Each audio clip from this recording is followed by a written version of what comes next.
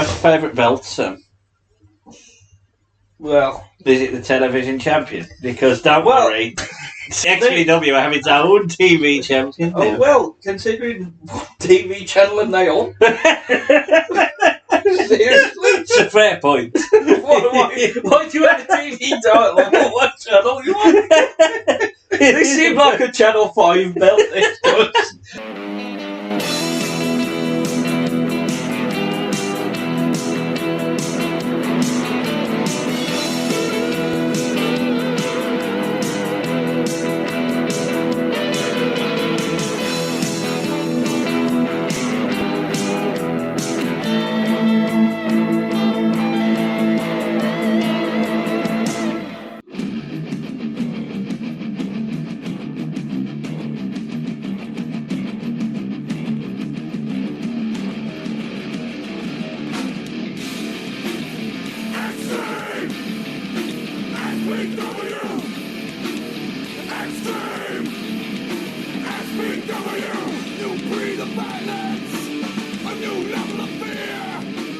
Hello and welcome back to the only wrestling podcast that exclusively rebooks, reviews and reimagines the worst of wrestling's past. We are Better Call Creative, and as ever I am joined to my left by the embodiment of Supreme. It is Jack Chan. Hello.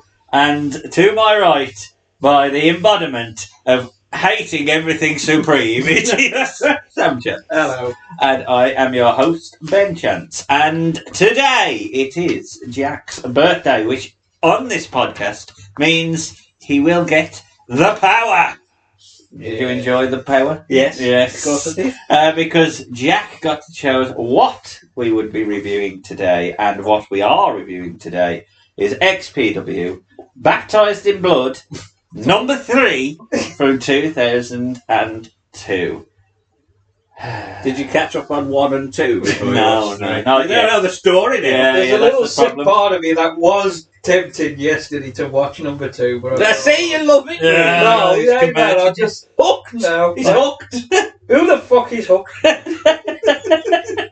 Oh, Jinder, never change. He might be world champion. It might be, yes. But we are going back to the year 2002 when all things hardcore was in vogue. ECW has departed and been amalgamated by the WWE, which has left a gap in the market. Gap in the forehead to be exploited by Gap in the arse. Rob Black and XPW. There is a lot that happened in Rob Black's life.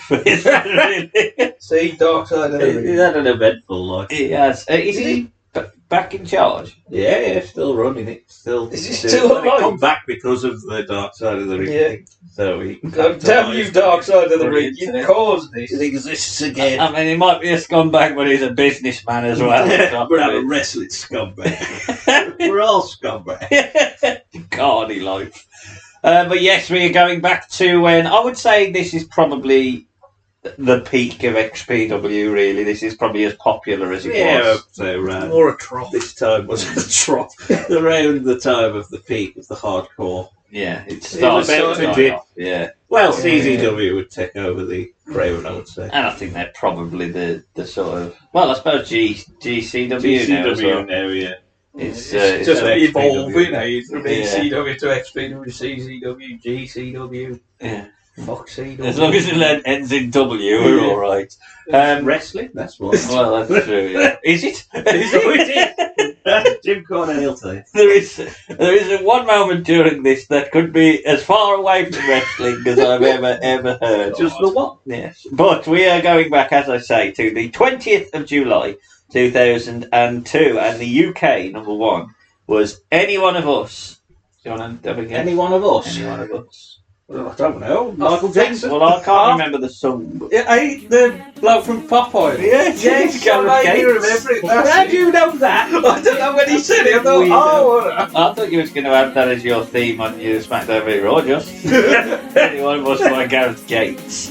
What are the wrestlers like for that? I couldn't remember it when I saw it. I was trying to remember what it was. I know he did Spirit in the Sky and things like that. He did a load of covers, didn't he? But I don't remember this. Don't write your own song, Gareth. But the person who can write his own song in the US is Nelly. He's getting hot in here. Here's my hat.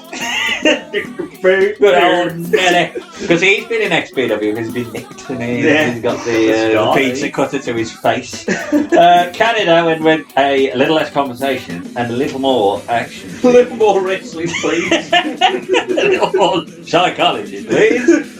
It's Elvis versus JXL. Who were JXL and who won that fight? That's what I want to say Elvis won. Yes.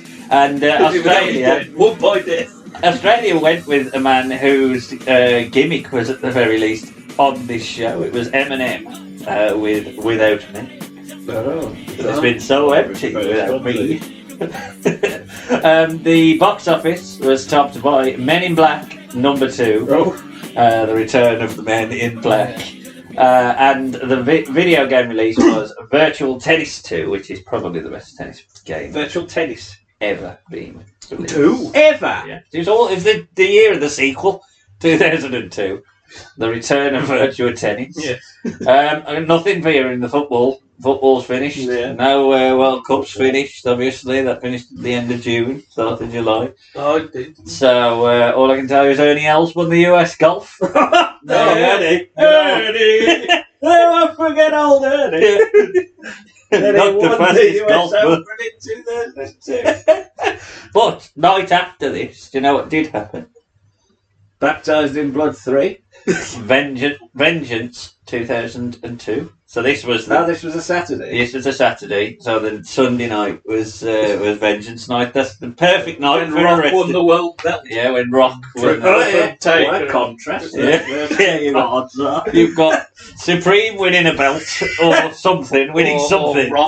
Or Rock beating Angle and Triple and Taker. Yeah, I know what I'm good for.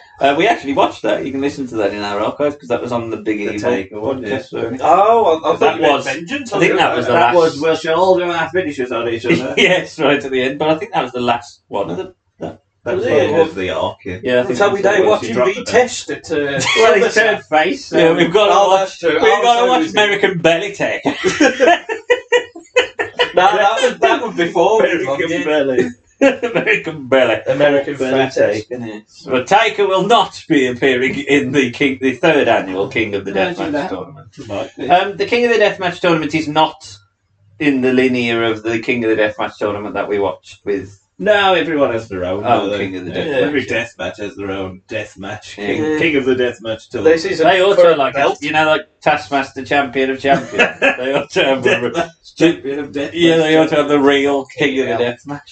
The King of Kings. I thought just for comedic effect, when they gave you the warning at the start, Sam might just go, "Oh, that's all right." Then I've been warned. I'm not going to watch it. I did enjoy when it says they're highly trained. Yeah. Oh, I saw Some that of bit. these I went, probably fuck aren't. off. Yeah. No, they ain't. They may be trained to a certain. Vinny, fuck off. He ain't Yeah, trained. there's a couple here that I'm not sure. I think they could just fit in the suit. That's basically it. Put you in a mask and send you there. They don't mess about. In fairness to Rob Black, because obviously one of the things that the XPW did do well, the same as ECW, is the sort of tape training, get it on DVD, get it out, distributed in the black market and stuff. Obviously, let's be clear. The quality of the recording isn't brilliant, but it is probably ripped from a DVD onto YouTube, so the quality has been sort of bastardised a little bit.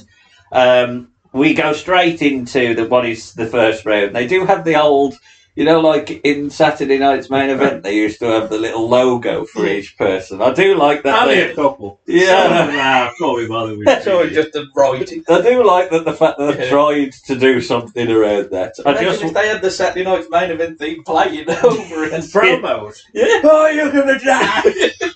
Of course. We've watched the Supreme promo and Yeah. I'm not watching it anymore. Yeah. So our opener is starting them out hot. Is the Sandman going up against And Supreme? the Sandman is the current King of the Deathmatch champion. Oh, Which he is won what it. this tournament is for. So he won it the last XPW. He is the champion, and this is for that belt. That Hello? confused me when they did this because they've done this a few times.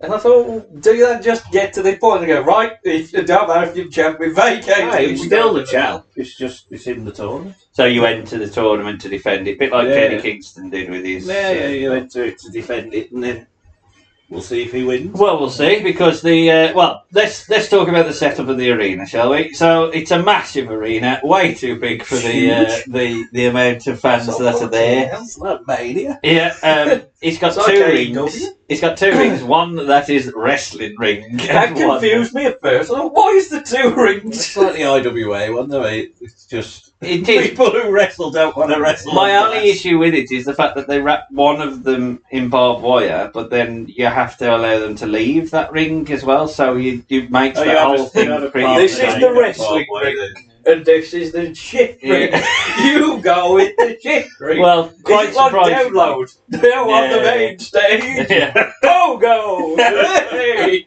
Hooray! Well, quite surprisingly, the hardcore ring is used for our opener, which is Sandman versus Supreme. So we head outside immediately, and Sandman cracks Supreme with a weapon. Bamboo stick is jammed into Supreme's head, and Sandman jacks off the stick. Well done, Sam. It does pop the sparse crowd. What looks like, I think, a mannequin head with thumbtacks is rubbed on Supreme's head. Something with thumbtacks, anyway, is used. No, it's just a bag. Oh, a bag of It's just thumbtacks. a bag of thumbtacks. So he rubs a bag on his head. Yeah. Fucking hell. Followed by a thumbtack paint roller. Supreme is busted open but fights back. Sandman gets booed. I think this is because they play up in XPW that ECW is a like a rival. Yeah, well, they did feud. They did invade them. They Yeah, well, they just appeared and tried to have a go, and ECW went, Yeah. ECW's dead. I mean, Why am I bothered? Yeah. Well, I suppose Supreme. anything to get anyone over, but I mean, it does get even more convoluted and confusing who's heel and who's face later on. Oh, But we'll get there. He avoids a clothesline to deck Supreme. The commentator can't remember what's coming up, and I just thought that's brilliant. The lead commentator goes, I don't know what's coming next. Some stuff. The tournament. We're fucking brilliant. Supreme jabs back, teases putting Sandman's head on a bed of nails. There we go outside. There's a blow-up doll, which supposedly is styled like GQ money, which we'll get to later on. That's inside. Supreme with a wrestling move, toe hold, and a second one he didn't. onto a bin. Sandman's head is put on the bed of nails and he's busted open. Supreme scoop slams Sandman onto the blow-up doll, which is wrapped in barbed wire. Well, he sells it like it is at the very least. And this is the setup for, I'm going to be kind and call it a frog fall rather It's than the a frog mega toad splash. splash. What do you want to make? It's, Mega Toad Splash. there's not much height got. Oh, but you're going to feel it. Oh, you will feel it. Yeah. Yeah. I cannot get my gut out of the way. I worked hard for this gut. Supreme has eliminated the champion, so we will be having a new champion. Well, Right. Well, let's start with Sam and end on a better note, I think. Sam, thoughts on it's this? just the usual fucking bollocks. Eh? It's the usual weapon bollocks. Waddling around. Fuck the commentators. Yeah. Fucking hate them. Squalling about. It's just. He's what it is. Eh? Yeah, I mean, you've got Start another, as you mean to you've go got on. another 11 matches. Go on, no. I don't think there was 11 until I started writing them. I thought, oh, for fuck's sake, I hate you, yeah. I mean, I thought that it was probably too short, really, between these two because Sandman's. I never thought I'd say this, but this needs more Zandig. This needs more entertaining, jumping off a roof. Needs more Zandig. Needs more Zandig. I thought because Sandman's, the star, he is the champion. I didn't even know he was the champion, but if the fact that he was the champion, I would have had the match longer. But the match was pretty awful. The thing is, you expected it to be a wrestling classic, and it's a King of the Deathmatch, so I don't want him to go out and do drop toe. Oh no, it did drop toe. But drop down leapfrogs and all this sort of stuff. That's the next match. But I thought it was okay. It was fine for what it is. It is just hit people with stuff. And then Supreme getting the surprise win over Sandman. It pops the crowd a little bit, and the crowd loves Supreme because he is such a. Oh, he's such an indie deathmatch. If he wasn't, I mean, he's a beautiful man. I love the man. If he wasn't in the tournament, I think he would have been in the crowd. He's just great. I love him. He's my hero. And he won with the best frog splash in the business, as we all know. What a move! I reckon just fall off the top. In 2005, someone sent Teddy Guerrero a video clip of this, and then everything else happened. That's it, boys. It's over. This is your legacy, Eddie. But I do think it's good placement to start. Two recognisable top stars of the company and the champion. He won the first one, day Supreme. Yeah, because I'm sure they kept mentioning this. Rob Zombie and Living Dead Girl plays out Supreme before we head to. I couldn't hear half the theme. There's one theme I heard which really confused me. Yeah, we'll get. But we'll talk to it later. Yeah. I can. Vinny Massaro is out next. Oh no, this is Sam's hatred for some reason. Vinny. Yeah, I mean, at least he's a Poundland Hugh Morris, and Hugh Morris ain't good anyway. Yeah, I don't like. I mean, look, I don't think they think he's. We'll get to the match, but I mean, it's a bit weird to hate him. Well, why hate him? Well, I just looked at him and I just got annoyed, and then I saw the anemic. What's he called? Altar Boy Luke. Altar Boy Luke. He needs a blood transfusion. He's in NWA, so you love NWA. Is he? Yes, yeah, so now you'll go, who the fuck is he? Luke Hawks, I've told you about 50 times. Yeah. You said it was Crimson. I said it was Luke. You keep saying Crimson. You keep deciding. Well, the Crimson are the one you told you it's Luke Hawks. Oh, is it? I've never mentioned. Well, he had NWA there. He's gone. Crimson. Didn't he hold the tag team title? No, but he was with his son, and he tagged with his son, and he was in Young Rock as Austin. Oh, played was Austin, he? yeah. Oh, no, fucking state on it. He's definitely put on a bit of weight since this. I mean, the one thing I'll say with Altar Boy Luke, and in fairness to most of them, is that he does try and style out with some level of gimmick. Yeah. Which a lot of the deathmatch I'll people agree with don't. that. He has a gimmick. And he has just a rock t-shirt and some Yeah. I mean, obviously there is a smattering of those. But, Supreme, but at least he's got the gut. Yeah. But Supreme wears a singlet over it because there's a little part of me that wants to see him just in the singlet. Let me see those tits. But yeah, he has come on, Supreme. Blesses the crowd and all. Yeah. He's got no hair at all. I think he's shaved his eyebrows off, so he's living the gimmick. Will Smallboat. Yes. He plays for Sheffield. Oh. And we get the introductions for the wrestlers. So, the Altar Boys are said to be backstage preachers as we get a wrestling start. So they've been preaching backstage. I think they're part of... It is quite faction heavy. In JCW as well with Trent Acid when he was playing. Okay. Inside Claim Posses. Yeah. What's happened to me, boys? I don't know. Yeah. Oh, wow. Hurricane Rana and reverse DDT by Luke. A standing lion salt from the Altar Boy. Vinny has to walk it off, and then he levels Luke with a clothesline. Hits a series of 3 belly-to-back suplexes, which ends in a faceplant. Luke tries to sleeper hold down Vinny, but he's hit with a sidewalk slam. Luke then hits around the world Hurricane Rana, drop kicks Massaro into the bed of nails 3 times, but it only gets to 2. There's a Taz-style sort of catch belly-to-belly by Vinny, who sends Luke into the bed of nails. Vinny then hits his move, the forget about it, which the commentators tell us. Forget about it winning, though, because he just kicks out at 2. This is fucking Altar Boy. What are you giving Altar Boy the fucking kick out that for? annoyed me, that day. So I was going, oh my god, he didn't move! 2 counts! Hey! Well done, Vinny. Luke hits a neck breaker and barely, and I fucking mean barely, hits a 450 moonsault, and it is over. I thought it was it was obviously it's the wrestling part of the death match. They worked quite well. Again, I thought it was probably a bit too short. I quite like the big man power move against the little flippy guy. It was forgettable, but I don't think it was offensive. So here we go. He was offended. Well, I've already. I hate Vinny. I just sight on him. I love how you just pick someone. That's who as soon as I saw him, I don't know why, I just looked at him and I got angry. There's plenty to hate on Altar this Boy, card. fair enough, as you say, he's got a gimmick, but eat something. For fuck's sake.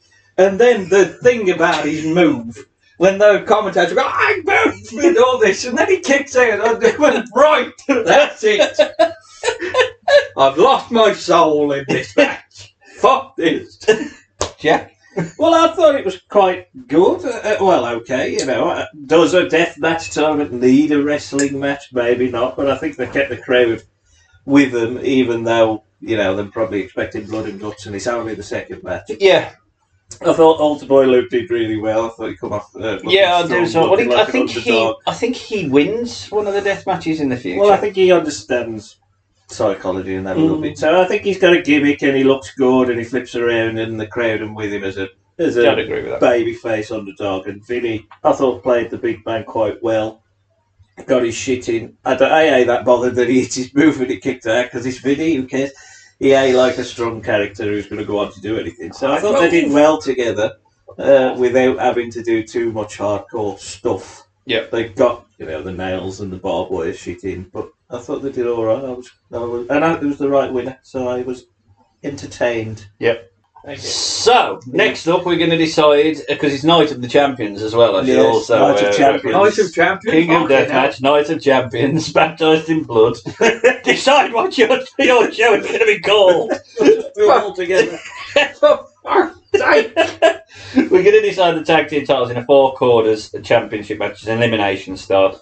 The teams in the match are the Mexico's Most Wanted, which is Halloween and Damien 666. Halloween is Cyclope. Is it Cyclope? Yeah. He's not Pete Malenko. He's got no mask on, has he? No, because I think that was he used to go between the two. He used to do the two, AWC, which is American Wild Child, and Shady being legitimately just dressed like Shady.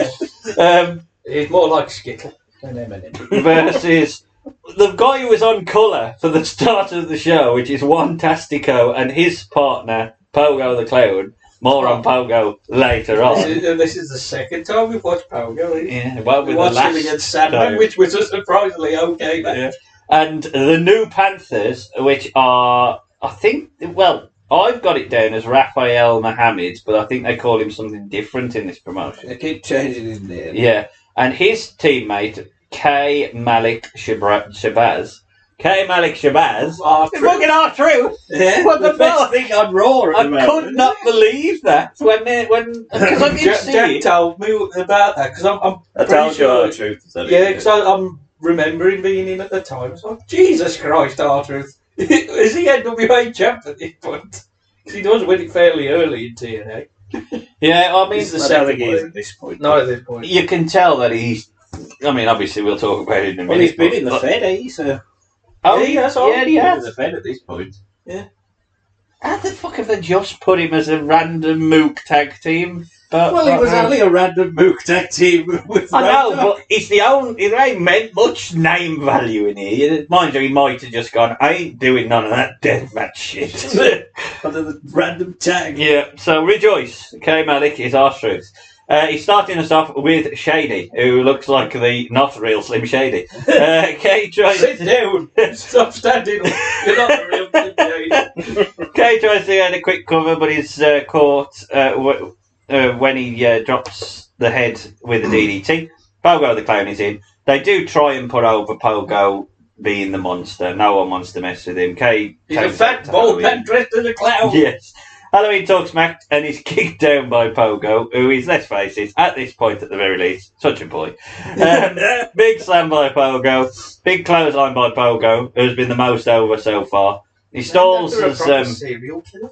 yeah, he stalls a little bit as Damien 666 comes off the top with a crossbody for a 2. Pogo takes a double suplex from the Mexican Most Wanted.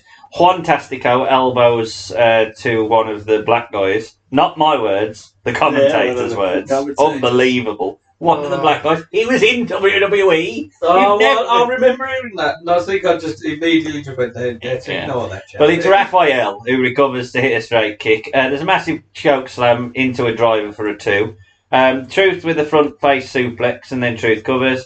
I think he gets roughly a 6 count in total because it's just a fucking pass. He covers him. He counts it for 3, then he sort of stops to check the arm, counts another 3, and then calls it as a kick out. But Juan Tastico decides, I was eliminated, so just leaves, and Pogo batters him. Absolutely batters him. Takes him up over by the car, smashes that. I mean, it was a bit of a wasted spot for a beatdown. I must admit, they could have saved the car spot in the death match when they're going to use it. Plenty of car spots. Yeah, I know.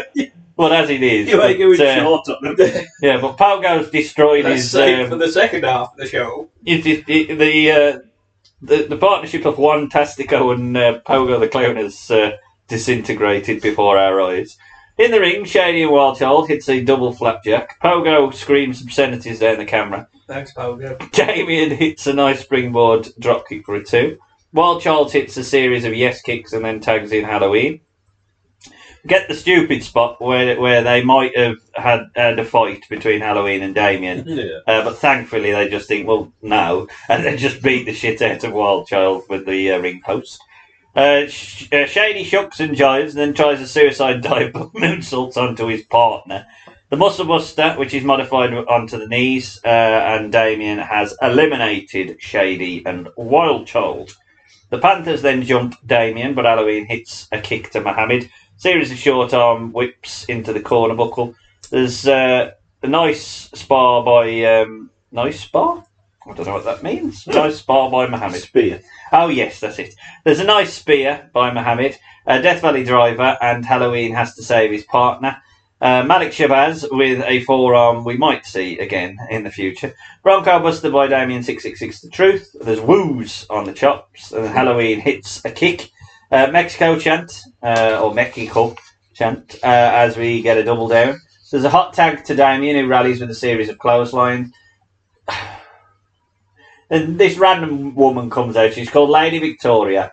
She apparently has already split with the Mexican Most Wanted. She comes out to just hold the leg of Kay Malik, who just sort of stands there and doesn't really sell it. And after a wheelbarrow leg drop double team, we have new tag team champions, which are the very cool looking Mexico Most Who was the tag champion winning? No, I think this was to crown the tag team champions. Oh, was it? I don't think they had. Sam? I mean, we might get something slightly positive from this one. Well, yeah, poor Truth. This could have been a lot better by just having the Mexico's Most Wanted be the Panthers. Because why do you need an M&M knockoff? And Pogo, save him for the death match. To be honest, I'm sick of seeing that clown. And they're running at the end. It was so slow and shit. Yeah, I mean... it was pointless, but it was...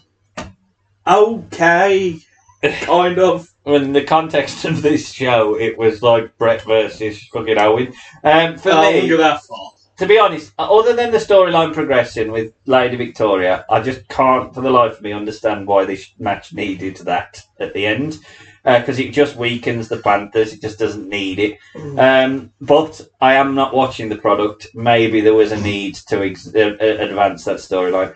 I thought they did well in the match, though.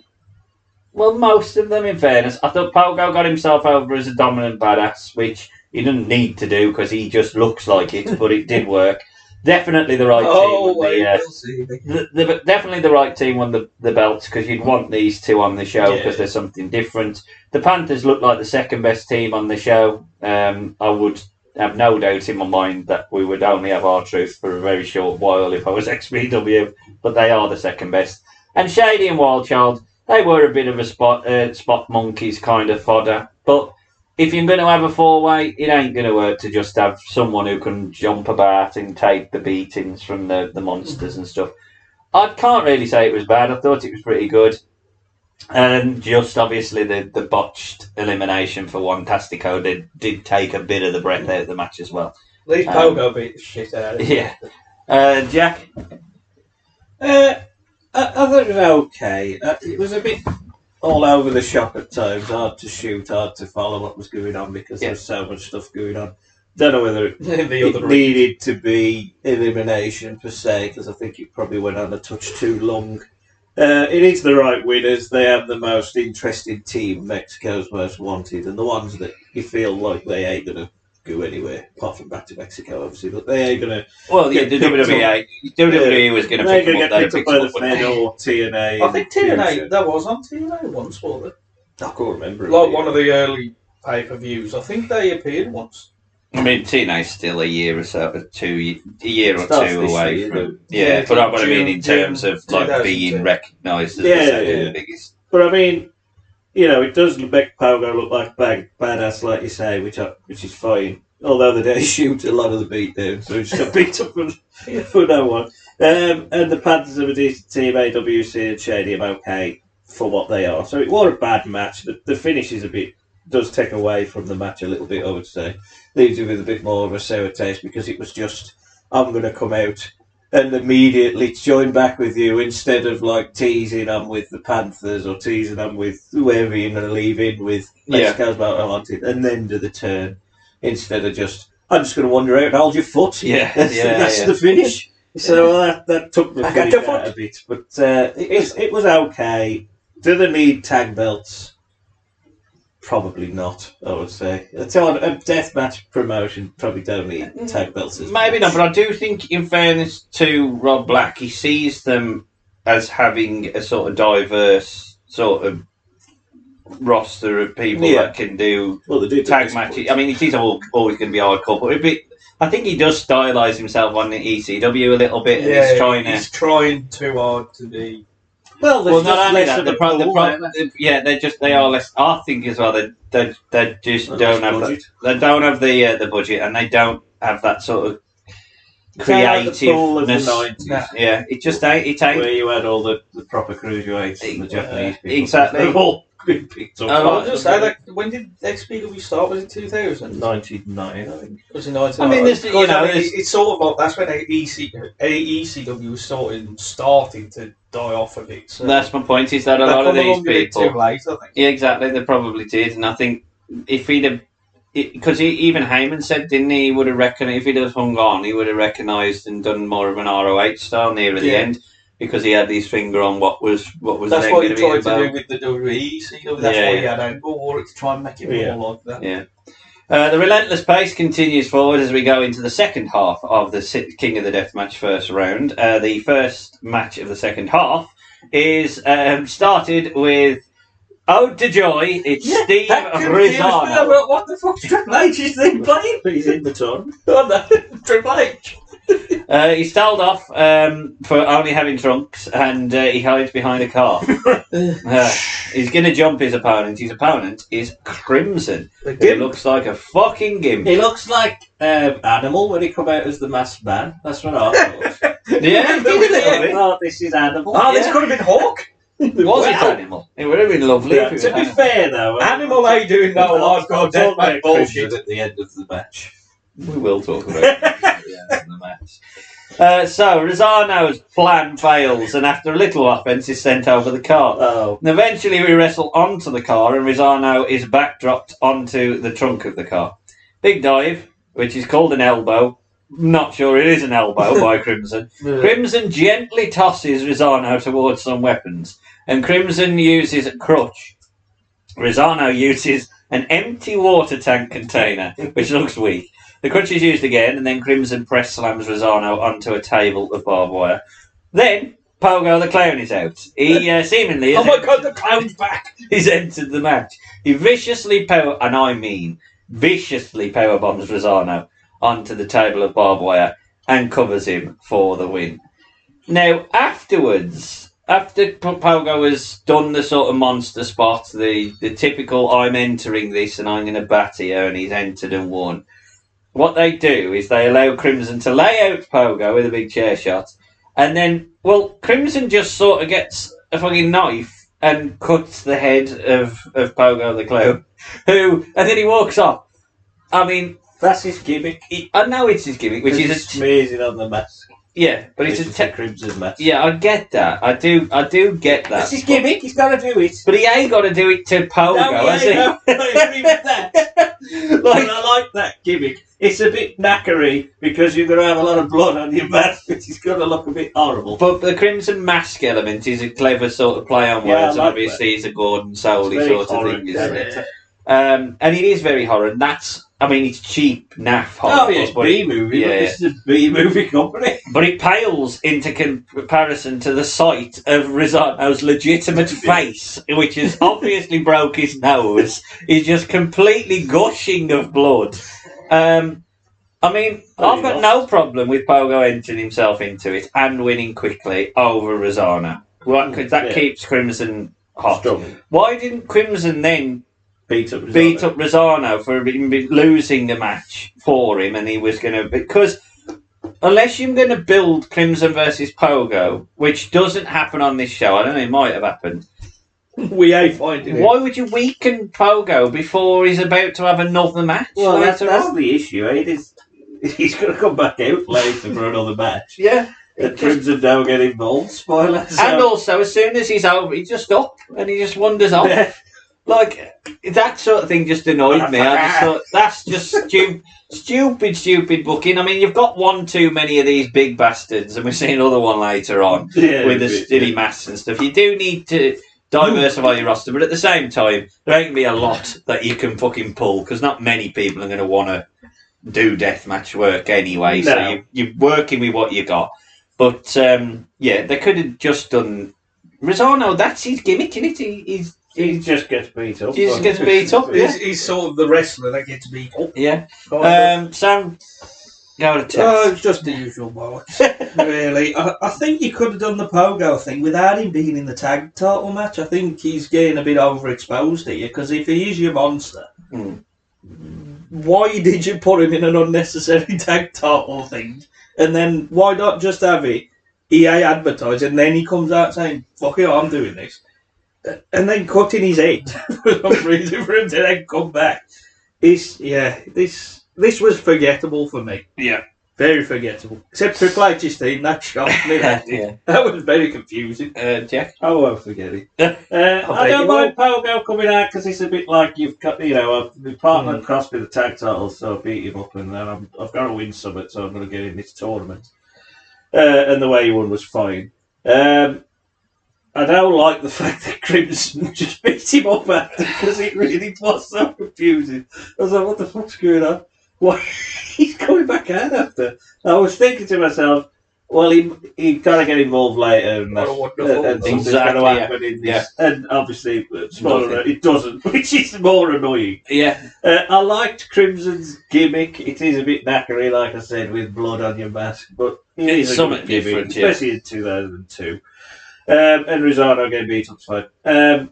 It ain't a brilliant match, but the bollocks at the end really takes away from anything that they did. I just think all he needed to do was come out powerbomb him, really. You could, because that's all you needed from Pogo the Clown. Although I do question the point of entering into this way with what happens in the next match as well. That's true. Story-wise, at this point, I'm thinking, once the trick out of it, I think was a story. Yeah. Then he gets beat up, and you think, well, that's a bit shit, but there's another story. Well, he's also got two. This is my point. Will they ever finish the story? Yeah, exactly. After this, he's got legitimately two people that should want to go for him in the next match. when he's going to be the overwhelming favourite and we're going to try and tell an underdog story. Surely that could easily play into that and give him an excuse and a reason. But, spoiler alert, he doesn't. Maybe that we ignore the fact that Crimson has beat him up. We ignore the fact that he's beaten up Fantastico, and we go on to a different story that needn't happen. Anyway, more on that. Final match, it's GQ Money. He was. I do like the styling of GQ Money with the Clockwork Orange kind of stuff. He's with. Is he with Alter Boy? No, they again. There's Johnny Webb. There's a couple of Homeless Jimmy. No, he ain't with Johnny Webb because he's in the Black thing or something in Rob Black's stable. I can't remember what them called. That gets very confusing at the end. Yeah, I do like the styling anyway. He's fighting. Well, we didn't say this. It's his name. Yeah, it's his name. Yeah. I'll remember this, but he did. Don't come at us. He's exactly. We didn't choose the name. It's Hardcore Homo, who is Angel, and he comes out to a rock version. Do you know who sings it? I don't know. Yeah, so it's a rock cover of Barbie Girl. Oh, hi Barbie. Hi Ken. Hi Ken. Want to go for a ride? And I'm a Barbie girl. I think I've heard that I don't before. think it's like that, but I thought it was. No, I'm sure somebody has sung it like that. And he's carrying the.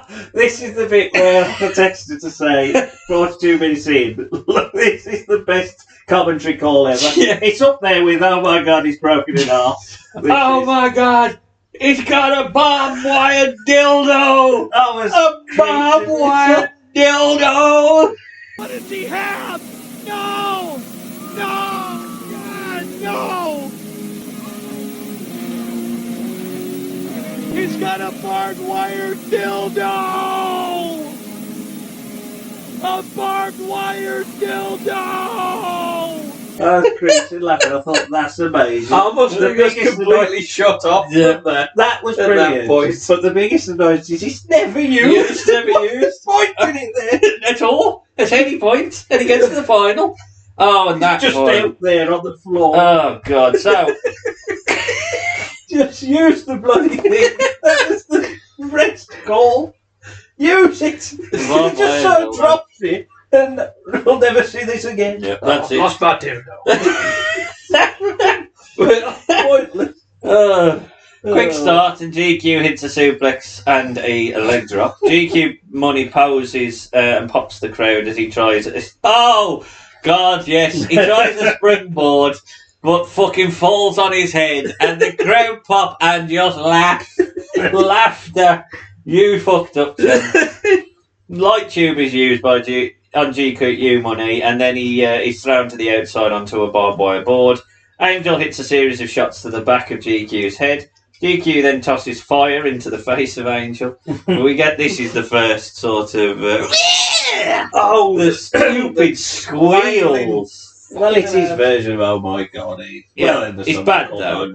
It's bad. Awful. Well, you know. Oh, you want to it as much as you do. Oh, it's all terrible. You'll remember. Squaley. Broomstick now, blow up doll, bin shot, a shovel, a light tube. No dildo, though. No dildo. Not a dildo inside. Where's the dildo? He's behind the bloke who's doing the transfer deadline day. I'm glad that wore barb. Oh my god! Look what I found connecting of it! Hey! I've been waiting for this spot for 10 years. Oh dear. Live now at Reddit. Hey! GQ creates a light tube table using 2 chairs, and then he hits a DDT, well, sort of from the top, but Angel kicks out.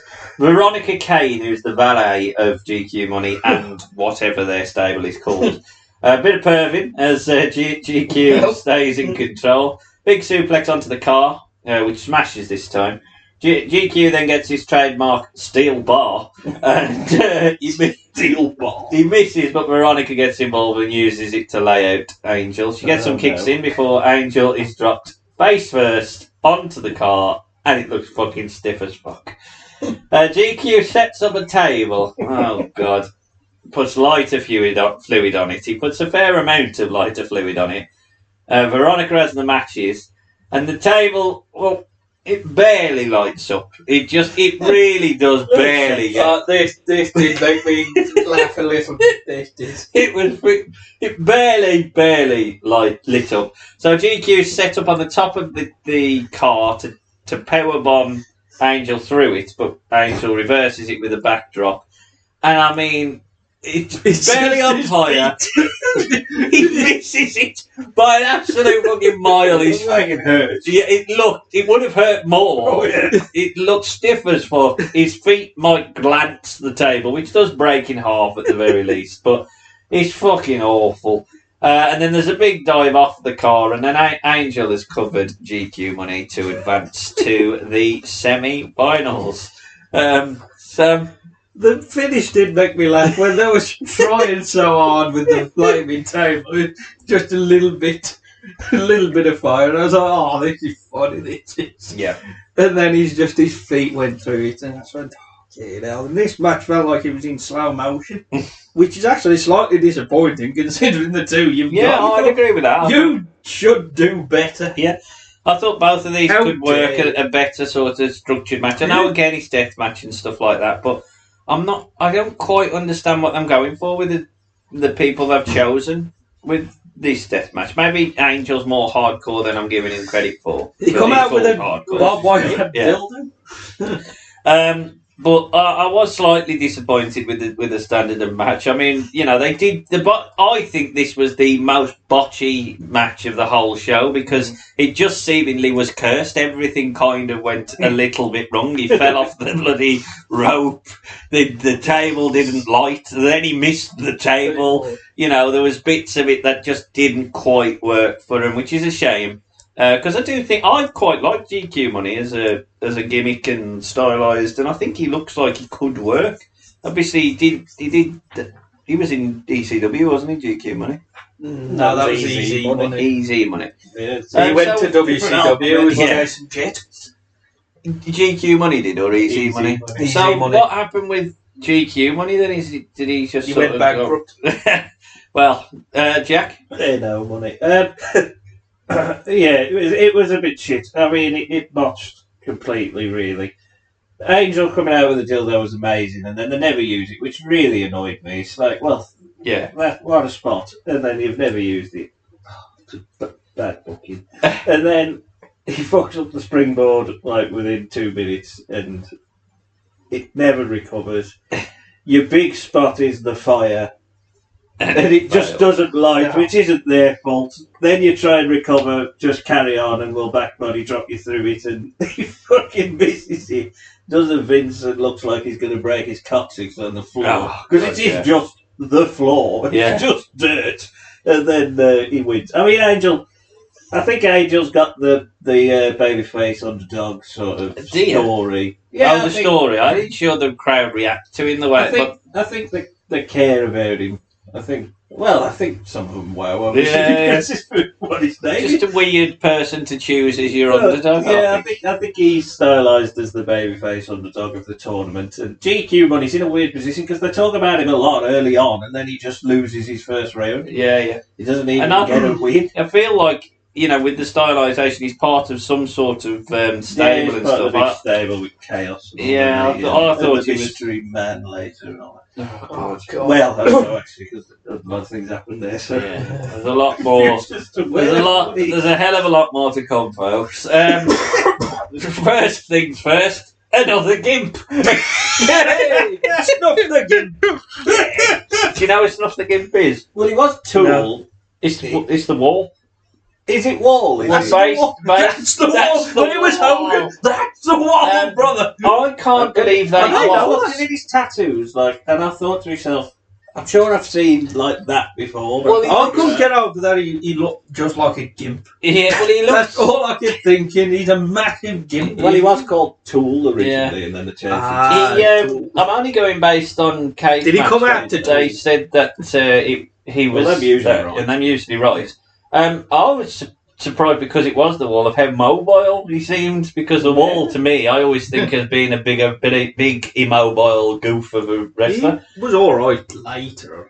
Well, he wasn't too bad. He wasn't too bad in this match, but this match, It's just so stupid. Why would you have a fucking hardcore match in the middle of a show where there's a King of the Death match? Especially given that you could have lost at least 3 or 4 of the people in this tournament. Put this in the death match, couldn't you? One of my notes is this is unnecessary. It's just so unnecessary. This was in the semi-finals. You know, his opponent anyway is Vic Grimes, the man that hardcore tried to kill. Yeah, he's been in every single hardcore card. Oh my God, he's back on every show. In Vic Grimes, he's everywhere. What a man! The equivalent of fucking Doink the Clown in a town hall show. Any Vic Grimes, any sort of that show, Vic Grimes is there. Vic Grimes is booking himself onto the show. It's a hardcore match, or it's a false count anywhere match. Oh, well, that's right. As opposed to all of them being false count. Decide halfway through. Oh, you've got to do someone else as well. Yeah, well, exactly. Oh, that fucking annoyed me. False count anywhere. Grimes is crutched on the top rope.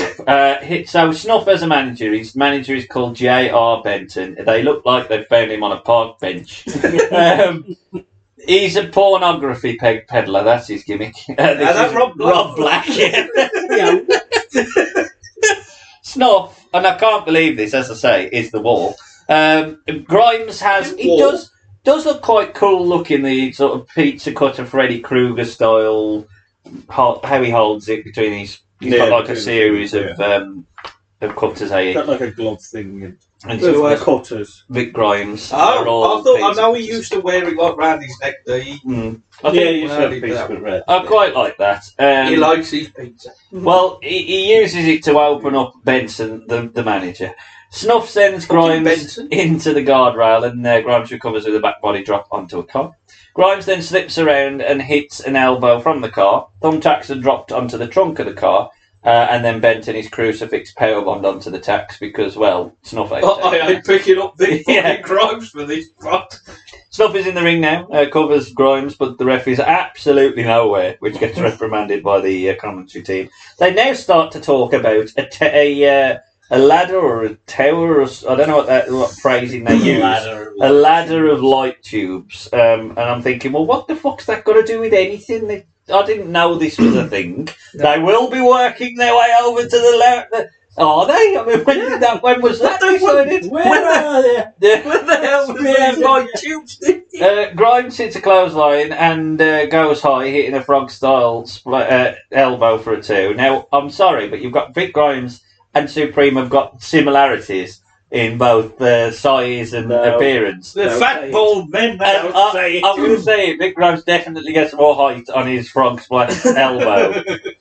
It's a top rope splash. There's the heat backstage between them. He doesn't get a 3 though. The third dive is from the top with a leg drop. Still can't finish it. So Grimes teases moonsaulting Benton onto Snuff, but he blocks it. So he just hits the Stars Clash. Now, you have to be really confident in the bloke who's giving you the Stars Clash. I'm not sure I'm taking one from Vic Grimes. I'm saying. Well, he's a big man. Yeah, he still can't finish off Snuff. Jesus Christ. We eventually now work over to the ladder of light tubes. They fight over there. Eventually, Grimes is sort of reversed hip tossed into the tubes. It does look, in fairness to it, slightly impressive, and it's probably a safer hardcore move as is going to happen. It's I quite going through some glass. Yeah, but it looks aesthetically a bit more pleasing than some of the useless spots that they waste. And Snuff covers Vic Grimes for the win, and Snuff has beaten Vic Grimes in the feud continues. You think you're special? This was fucking awful. Fucking a gimp and a fat man fighting over by some light tubes in an unnecessary match. That's not a tournament match, not a title match. Yeah. Why are you here? Yeah. Why have we paid you? Yeah. And then Vic Grimes just gets up. Yeah. After He doesn't really say talk to the crowd. You're bad. I'll try again next week. Yeah, Sit on you, brother. Oh, never mind. This match. Why was this here? It is unnecessary. I just think it should have been a tournament match. You know, you could have got one of these through to could the have semis. that would have made a bit more sense. Yeah. Totally. I mean, did Altar Boy and thing you need to? You could have had that as a more of a Give it a Vinny. Yeah, the cruiserweight spot for match. Give me a Gimp, not Vinny.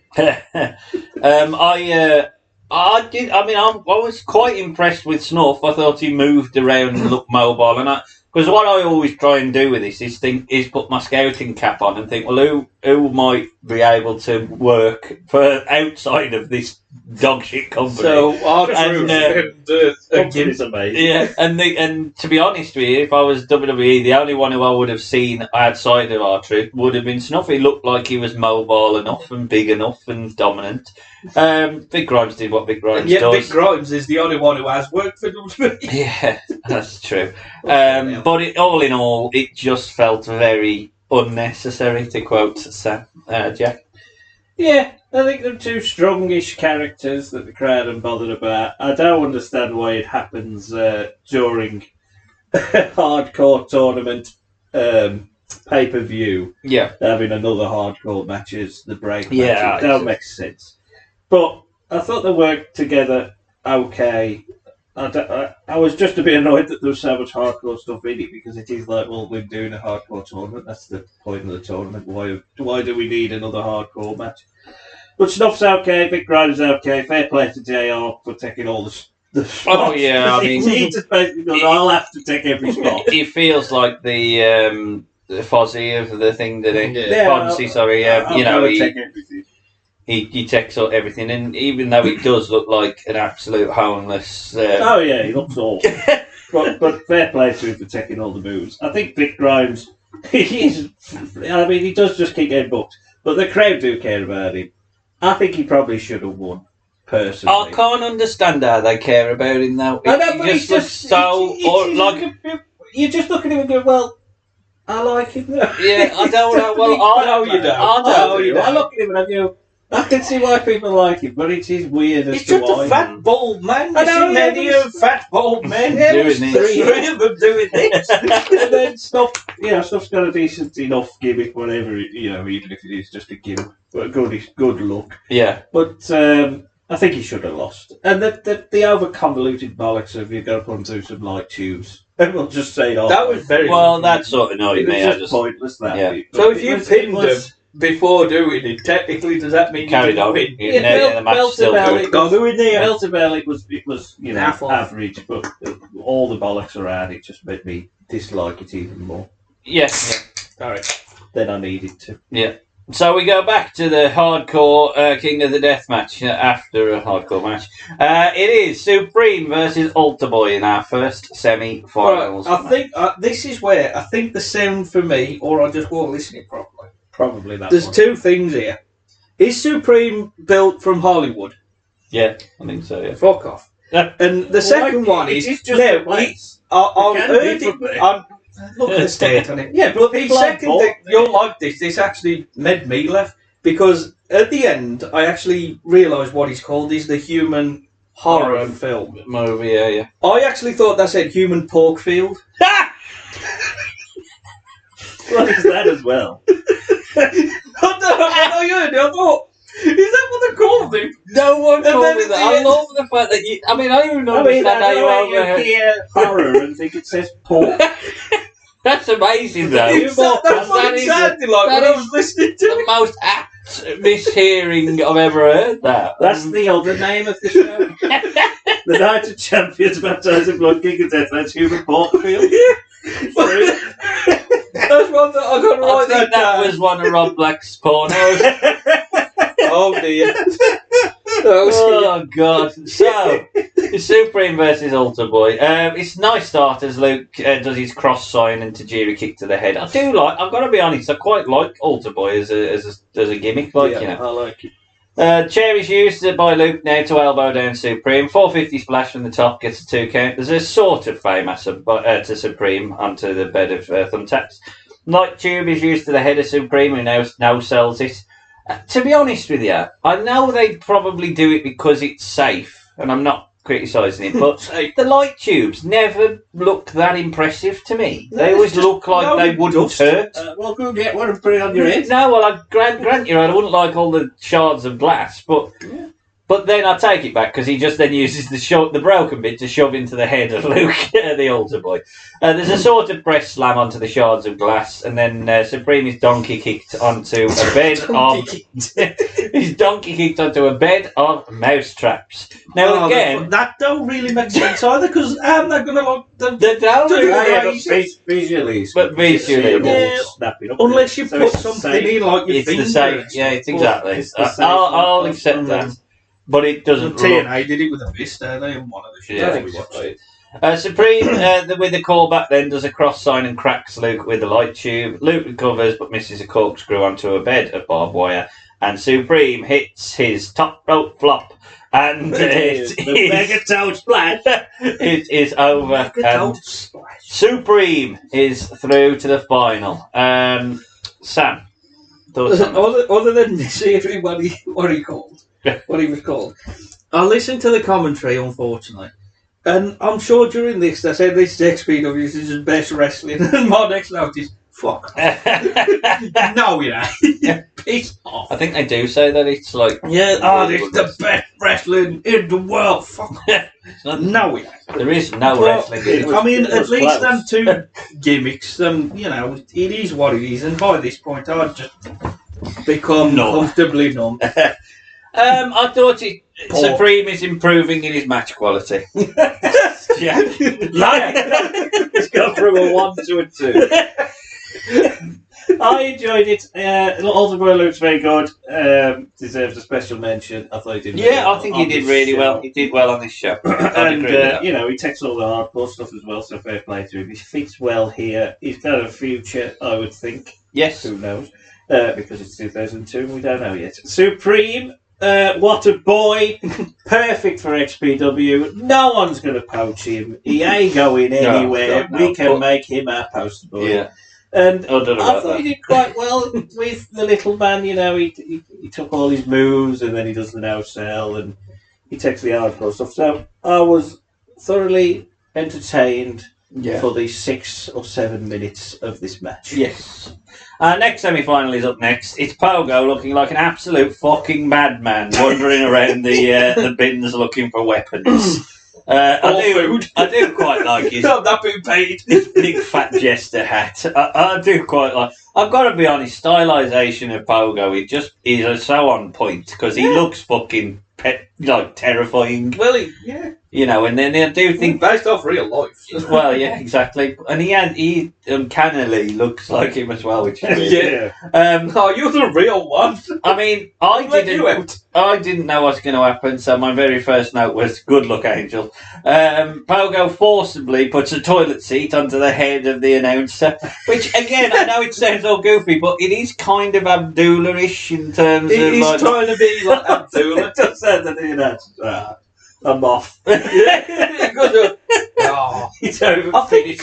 pretty sure there's a match between Pogo and Abdullah. I'm sure Abdullah's and Bundy for some reason has been in XPW. Has he? I'm pretty sure. I can't remember that. or JC, one of the two, but fucking I know Abdullah's He'll have been in JCW. Everybody's been in JCW because they pay well. Yeah.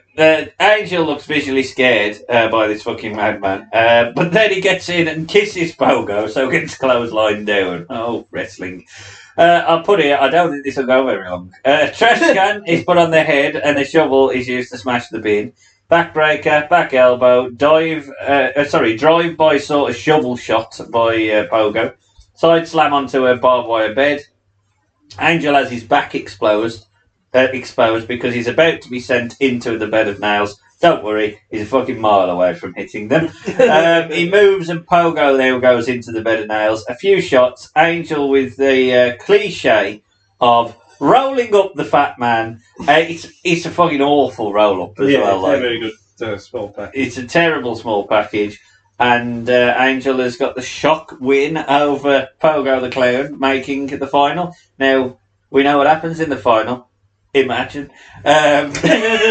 Exactly. With a roll. He had to win. Starting with a box seat, ending with a roll. Because someone's got to take that bump later, and it ain't going to be Pogo. I'd love to have saw the fat fucking clown. Scaffold and fell down. Jesus. Right, for some reason, one of my notes is 30 minutes. Was that what the announced time Yeah, was? I think it was. I think that's why I wrote it down with, please don't get to a time limit. Oh, time limit draw. Fucking Pogo Angel. Look, I can imagine that would do it at least once. God. Well, fuck it. I was shocked. I didn't know that Pogo... I honestly thought this is obviously going to end up with Pogo versus Supreme. No, you've got to keep the big stars away from each other. So from that point of view, it kind of works. As much as fattest, baldest man. That might be coming up on a Wrestle Cup in the future. The worst, fattest, baldest. The three of them would be, yeah. Well, I mean, from our point of view, you've got to... If you're going to do the shot win, he's got to work. And it worked on me. The roll-up was awful.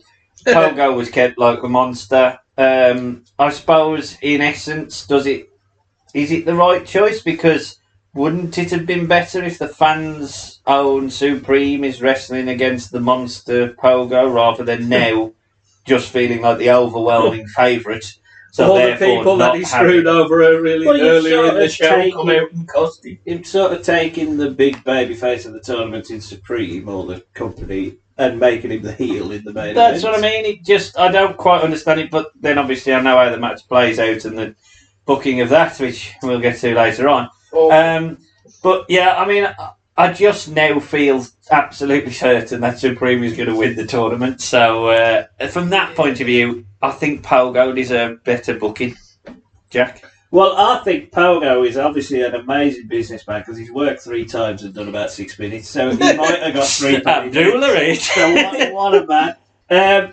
The surprise win for Angel is fine. I just don't like the fact that Crimson or Fantastico didn't get involved. Nothing. Pogo, come out just as distracted whatever for a roll up. And give Angel the win like that instead of having him, do the bed shot and then just a terrible small package. Yeah, I don't think it helps Pogo. At least if you give him Crimson come out and want to carry on knifing him or whatever, or Fantastico wants to carry on with his little feud, then at least you've got a bit more of an out for Pogo because he has just basically lost. To a small package, which wasn't very good. But it's the right winner, I think. Because somebody's got to do that spot. Somebody's got to die. And there's only 2 people in this tournament who can, and the other one lost in the other semi. Yeah. My favourite belt, Well, is it the television champion? Because don't worry, XPW are having its own TV champion. Oh well, considering what TV channel are they on? Seriously? It's a fair point. Why do you have a TV title on what channel you want? This seems like a Channel 5 belt. It does. Channel 5 and have this. It is a fair point, though. How can you have a TV title and not have TV? Exactly. Don't have it like I'm sure they have a European belt, mate. Channel 5 belt. I'm sure they have a European title. XPW. Do they? I'm pretty sure I they can't do. remember him having a European, but I think you might be right. Oh, okay. Well, it's a 3-way ladder match for the television championship. First out is hardcore Chris Hamrick. He's so southern, he loves the Confederate flag. He's up against Psychosis, who sadly has no mask. The commentators, they always sound confused. He goes, Hey, wait a minute, what is this?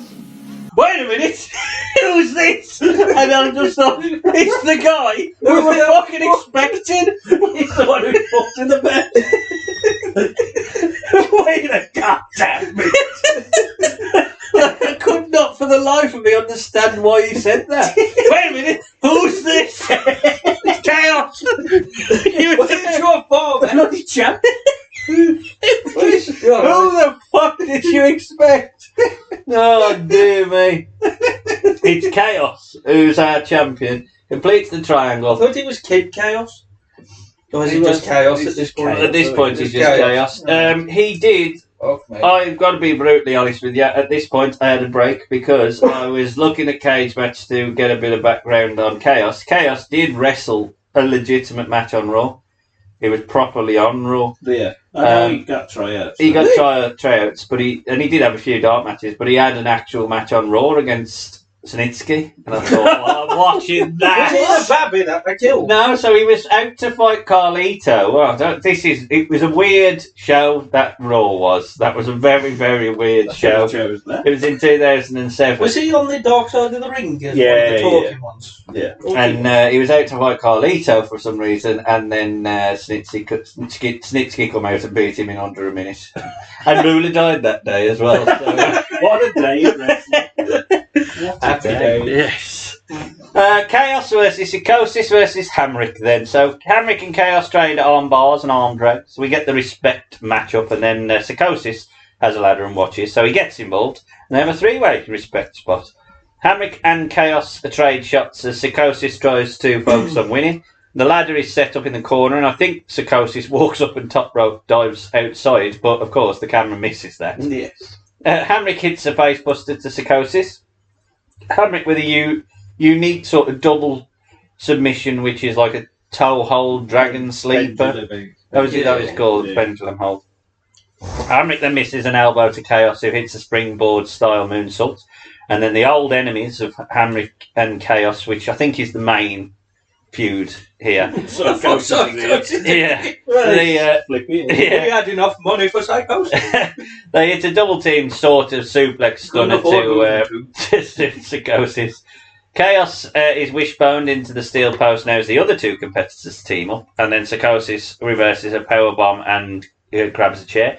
He crotches the ladder into the balls of Hamrick, sort of croquet style, using the chair. And then there's another stupid squeal at that point, and I thought of you, Sam. Chaos eventually takes it, and then Hamrick rallies and sets Psychosis and Chaos in sort of a ladder sandwich in the corner. He goes coast to coast to hit the ladder, and then there's an awful shot of the belt. So they show the belt hanging, but you can barely see the fucking belt. They might as well have not shown it. Fucking stupid. Chaos misses a huge moonsault from the ladder. Yeah. Well, it pops the crowd anyway. That spot. Yeah. Psychosis goes for it, but he's knocked down. Chaos is covered in blood. Eventually, two ladders are set up. Hamrick climbs one. Chaos climbs the other. They have a brawl at the top. They both grab for the belt. They hang on. So Psychosis takes one of the ladders away, so they're still springing. So he jumps up. His idea is to jump on as well, so all three of them are hanging. And then Psychosis falls, leaving the other two hanging. And then the other two fall, but the belt drops, and they don't know what to do, so they just award the match to Chaos as a no contest, because no one's won the belt. Fucking no contest in a ladder match. I think the idea was to make it that there was all three of them fell at the same time, therefore it sets up a future triple threat again.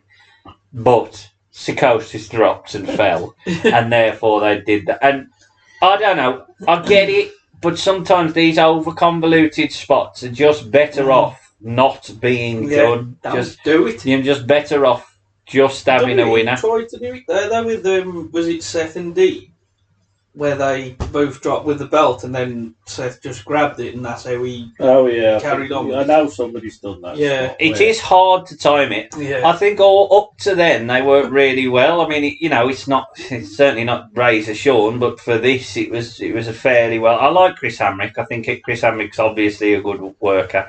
I think he used to bump through the ropes. I think he was on ECW where Ben loved him as well. I do like Chris Hamrick. I think the issue that I've got really is that the champion in this match is probably the least charismatic of the three. But I didn't particularly dislike the ladder match, but I do think that the ending completely ruined it for me. Sam? I mean, I don't mind the match. It's a shame about the finish. I don't mind that there was something I was about to say and I completely forgot. No, I was about the ladders. I like the fact that they used proper ladders. Yeah, they did. They were saying on one side, I was climbing up the wrong side, where it's the proper British ladder. Really well one rung and then another one's about 10 foot up, instead of the fake WE ladders where it's like just obviously made of wood as well. Yeah. That did make me laugh. But I quite enjoyed this match until the finish. Yeah. Yeah, that's the problem. I think the match itself is really good. Really, well, not really good. But well, it comes to this. Good ladder match. Yeah, and it is a good ladder match. I think Psychosis is a Chris Admick has obviously been round the block, so they know what they're doing. And Chaos feels like he's probably a good worker, homegrown. This match can help mech him against two pretty established stars in every fan's eyes, around the world. They know Psychosis and Chris Admick, maybe not, but you'll know him if you're watching XPW. But the finish, I don't know what the plan was. I assume it was that three falling at the same time. We'll never know what the plan is. But whatever the plan was awful. I don't know why they just give Chaos the win. Yeah. Put him over. Kicking both off and come down. Well, bear in mind with what is about to happen as well. Yeah, obviously, just put him over. He's the winner.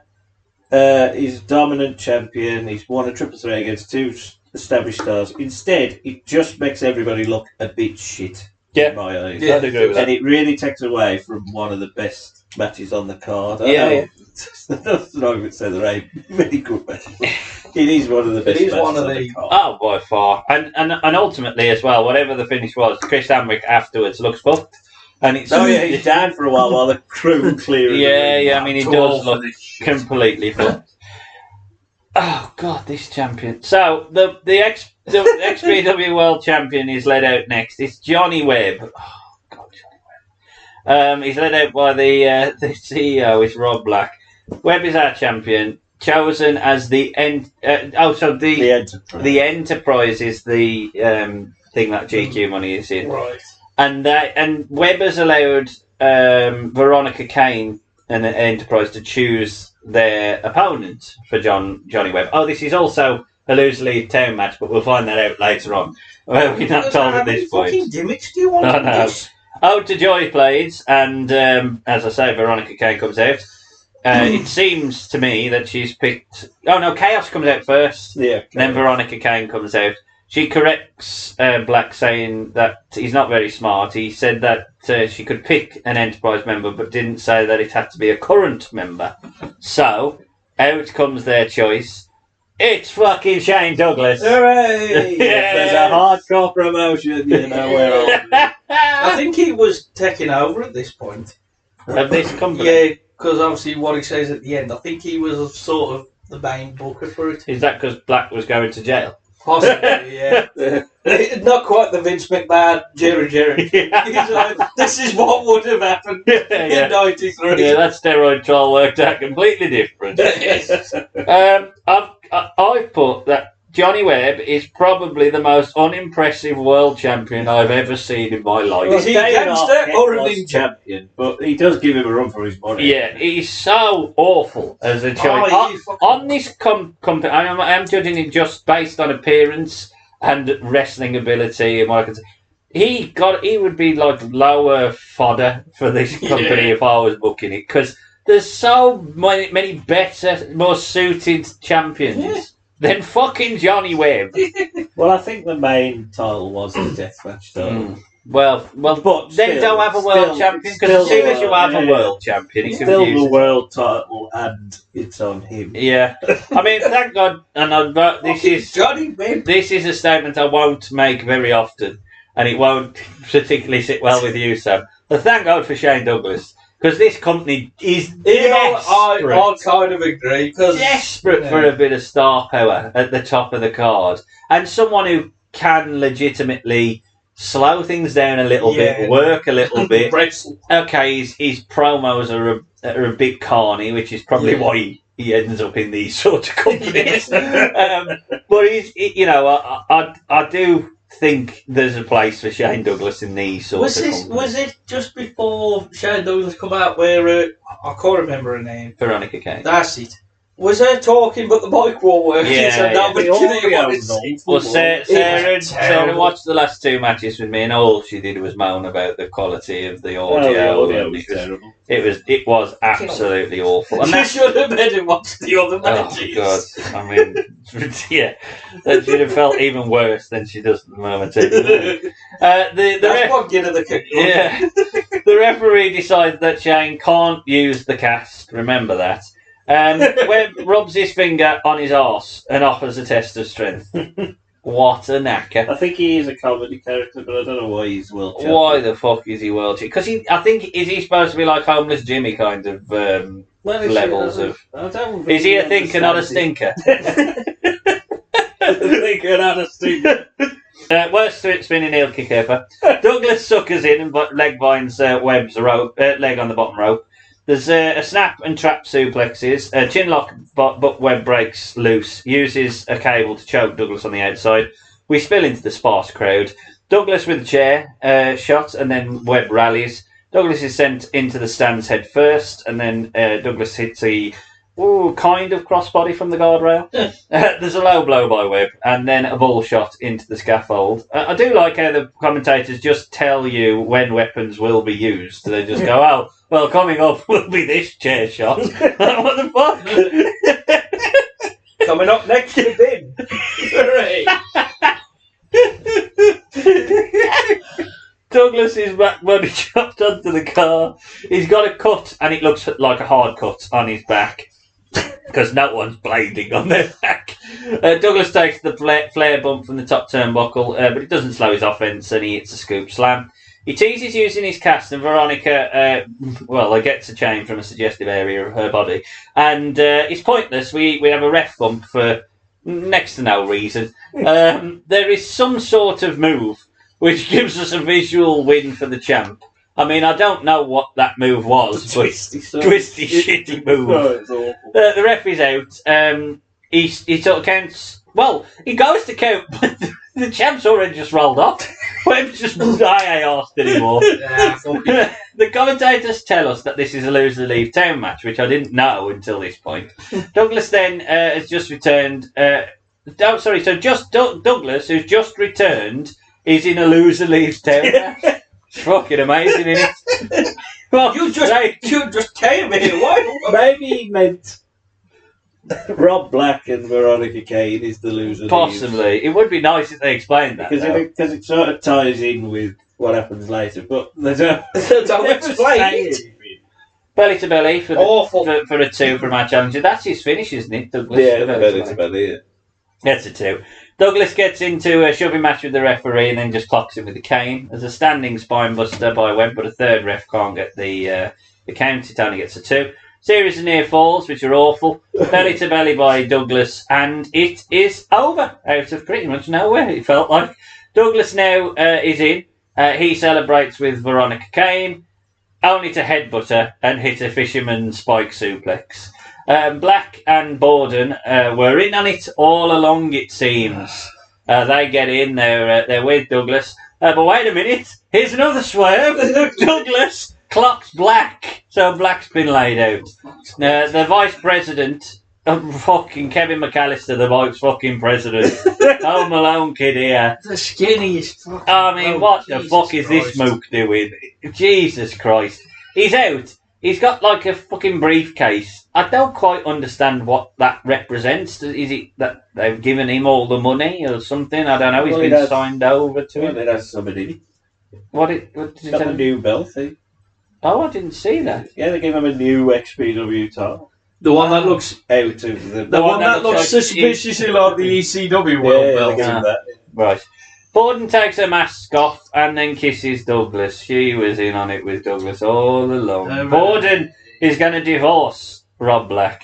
She swears at the crowd, but we can't hear it anyway.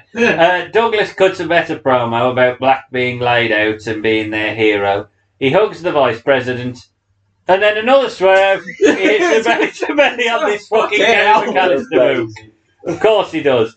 Douglas goes on about ECW and taking the XPW to the ECW arena and XPW not existing anymore. I think it predominantly was a West Coast promotion. Yeah, it was. So he's moving it to the East Coast. So I don't particularly dislike that idea. It does fucking resonate with one fan who's fucking pissed. What am I going to watch now? I'm not going over there. Vengeance is on tomorrow, don't worry. Fucking too far. And this is a way of moving XPW out of the location. I think they do move to the East Coast. This is where I think Douglas started to actually book in. It was in But I think it's like out of business within like 2 years. No, that's very long. Yeah, he does a great job. Yeah, should have stayed Rob there. Black was getting going. Yeah. Yeah, so, God. What's that? What's your thoughts of that? This is fucking awful. I mean, I hate Johnny Webb. Johnny Webb, fucking, and that's your champ. If anything, summed up XPW, it's the state of your champ. It's the state of your champ. The swerve on a swerve on a swerve on a swerve. Where the fuck was Russo? I'm surprised he never booked for this because he'd have loved it with everything going on. It's a fucking and Shane Douglas is injured again with his arm. Have you were healthy? Are you okay? I'm sure he was writing that when he was fighting the zombies on Jesus Christ. Are you okay, Shane? He did a swerve at the end of that. I am a zombie! Fucking hell. Taking himself. Jesus I'm moving Christ. up to heaven. This was the world title match, and I just looked and I just went, what the fuck is it? And there's another match. Yeah, look, the match was pretty awful, if I'm really honest. It wasn't helpful when, I mean, the standard of your fucking champ. You know, but I do like Douglas being presented as your natural heel. I mean, he's not done. Oh, we're not done with Douglas. That's a great moment. Get that man in the Olympics. What a fucking shock. We'll get to that in a minute. But he is a natural heel, so I've got no issues with him. He should be the champion. There's no doubt about it. He's got well, considering, I think when you look at the previous champs you've got on them, he's just... they're free, but he is the natural heel. What you need is someone like Supreme to not be aligned with him and be on the opposite side to him, like, you know, and have that gritty home where I'm going to win it for XPW and Douglas. I don't particularly mind the swerve being in place to do that. I'm not quite sure. There was a swerve on a swerve on a swerve. I'm not quite sure they needed to have Rob Black in the position of being a babyface, though. Couldn't they just have done the swerve they did, and there'd be some sort of agreement where Black and Douglas are going to take it over there? Yeah. Because you don't. I'm assuming it's to write him off because he's about to go to jail. To jail, yeah, possibly that's the reason. Very convoluted on the back of a very, very, very poor title main event. Let's say, Jack. Yeah, I mean, we've got a lot of world title matches in our podcast run. This is probably the worst. Even worse than Sting and Jeff. This is worse. And that man was high as a kite. Yes. It was absolutely horrendously bad. I was so fucking fed up with this match. I mean, you got a bloke who's trying to work in Douglas who can obviously work. Johnny Webb's awful. Can't. Then we spill into the crowd. What are we doing that for? Can't use your cast, but you can use chairs. That makes no sense. Now it's loser leaves. No one in the arena will know this. Ref bumps. Just announced it. Ref bumps. Then he does his finish. He kicks out.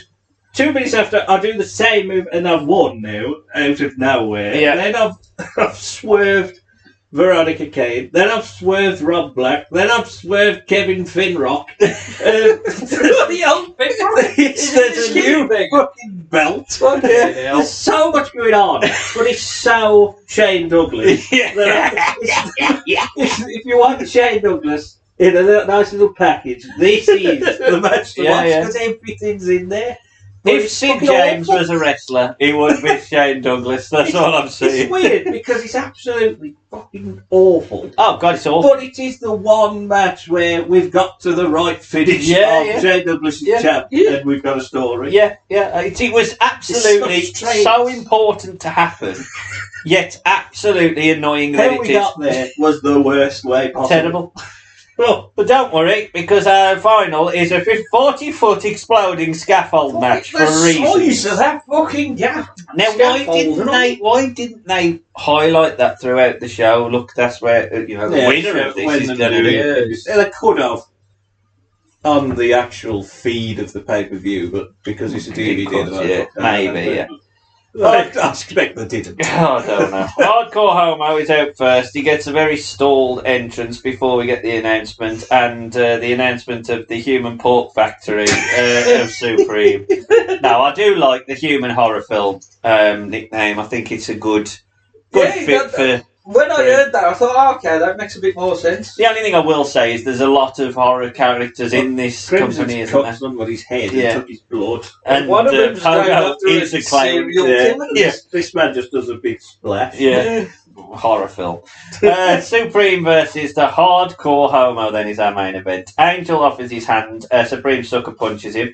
Bed of nails into the back twice. Then a uranagi and a slam onto the bed of light tubes or something. Angel fights out of a powerbomb to face Buster Supreme onto a bed of barbed wire. We get a weird shot of the scaffold randomly as Angel hits the sunset flip powerbomb into about 5% of a barbed wire table. Light tubes are everywhere and they're used. The baseball thumbtack. It's a wiffle bat. It's a wiffle bat. That's used. It's got thumbtacks on it anyway. There's some light tube fun for both men as they set up a spot where the light tube square. Oh yeah, so Supreme goes and gets a big square of a light tube. Someone spent some time during that day putting all that together. He goes and carries it, and then for whatever reason they just cut away, and we miss the whole spot. Fucking stupid. Angel stiff kicks Supreme. And I think he legitimately busts his nose because he's just then gushing. Angel then is going up the scaffold. I'm not sure. Do you have to? You must have to go up to win. Which bleeds. I was expecting like a roll up to win, and the scaffold. Never announced it, I'm assuming you have to throw them. Now I can't get over how stupidly high this scaffold is. It's very fucking 40 high. Or whatever. There's a nest of tables in the ring, probably 6, maybe 10, maybe. I think it's 3 rows, and they're all stacked up. So they're going. Whoever's going to get thrown off is going to, at the very least, have some level of coverage. Angel uses a steel chair on Supreme. Oh my God! Shane Douglas has come out. What the hell? He's got a gun. He's got a gun. Shane Douglas has. He shoots Angel, who then immediately holds his neck because Shane Douglas is the greatest shot. What a man! He's fucking dead shot, Shane Douglas. They should call him that. Put his finger in there for the win. Yeah. Bang! Should have come out dressed like Bullseye. He's Bullseye? Yeah, he is Bullseye. What a shot.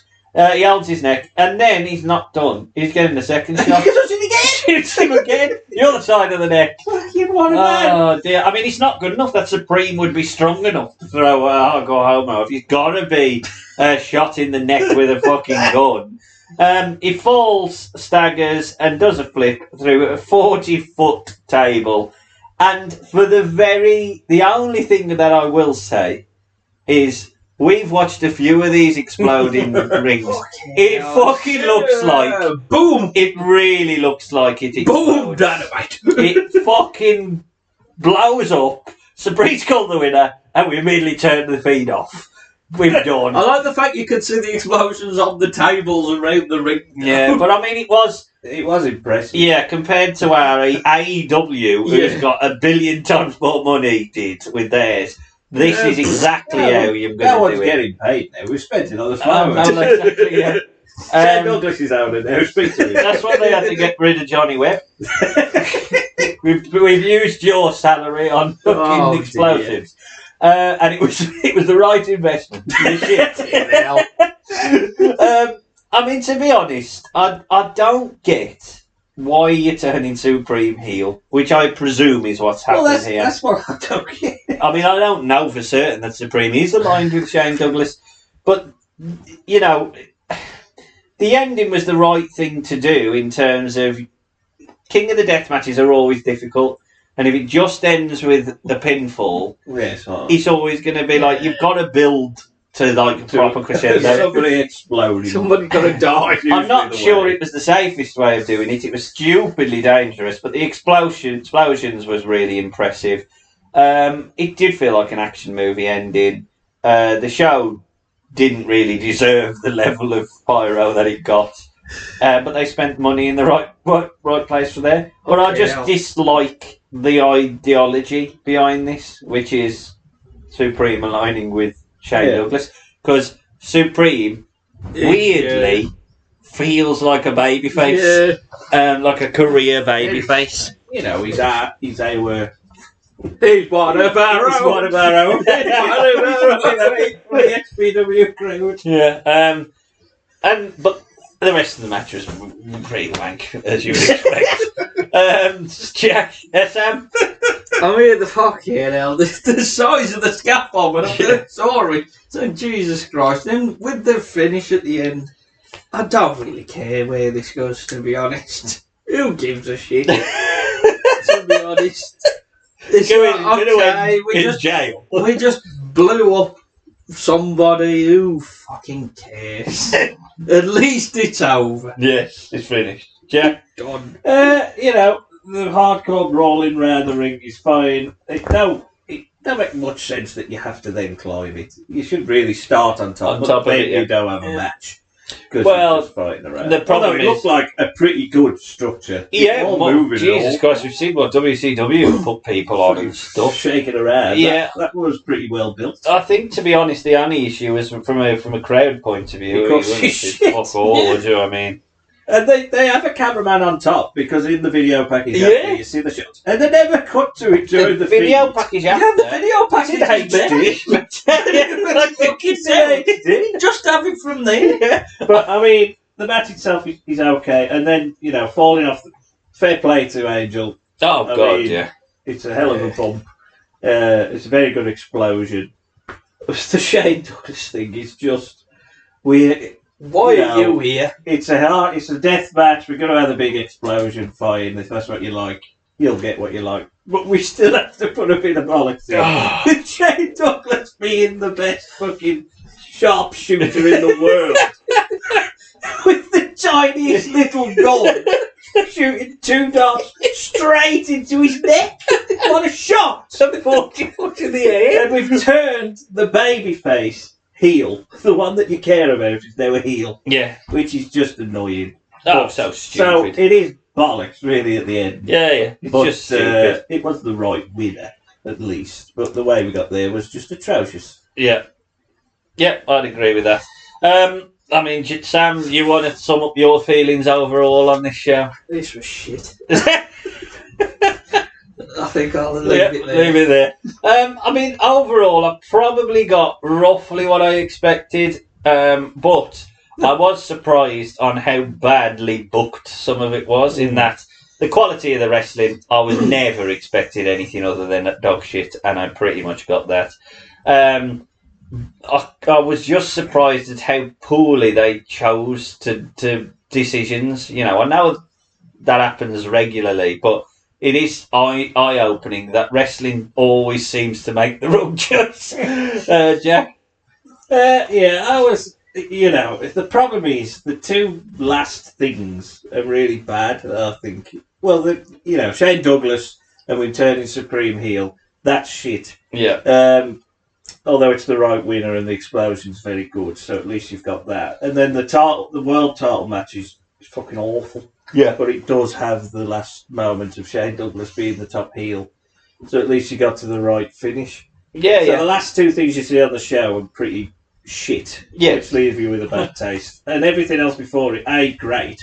But there are some decent moments of hardcore. There's some decent moments of wrestling as well. There's little bits of sparse wrestling in there. But it's there. I don't particularly like you say, I think a good king, whether there is a good King of the Death match, but we've seen a few versions of these King of the Death matches, with the IWA one, with the CZW one, and they tend to do that, don't they, where they'll throw in a couple of 3 matches that the only problem here is one of the 3 matches that they did was hardcore.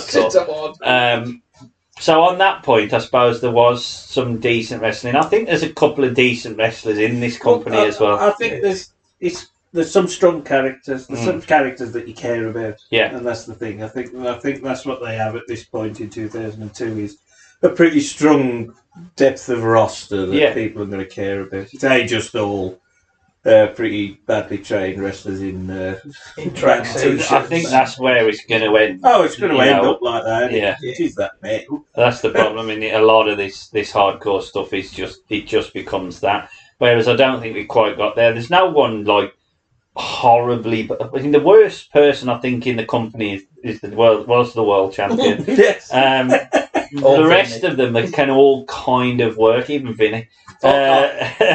Overall, I was disappointed in it. I thought it would be better than it was.